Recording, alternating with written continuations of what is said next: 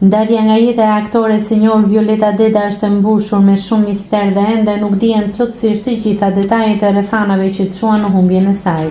Sipas informacioneve të disponueshme, Violeta Deda ra në koma në vitin 1998, në moshën 45 vjeçare dhe mbeti në këtë gjendje për 10 vjet deri në vitin 2008 kur u nda nga jeta.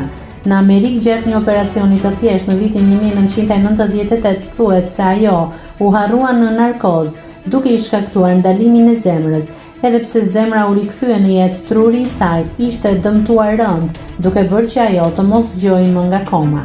Violeta Deda ka lënë pas një trashëgimi të pasur artistike, duke luajtur në disa filma shqiptar dhe produksione teatrale, ndë rolet e saj më të njohura përmenden: Shpërthimi 1974, roli i shpresës; Gërsheti i luftrave 1978, teatr; Gëzhoja e vjetër 1980, roli Mirandës; Një ndodhi në port 1980, roli Lindës; Skëter 43 1980, roli i shpresës; Goditja 1980, roli Mirës; Kur xhiroi një film 1981, roli Lilianës; Mondi dhe Diana 1985, roli mësueses; Gurët e shtëpisime 1985, roli i gruas së tenente Moruçit; Vrasje në Gjueti 1987, roli i Ferdinandës; Kronika e një nate 1990, roli i Franceskës.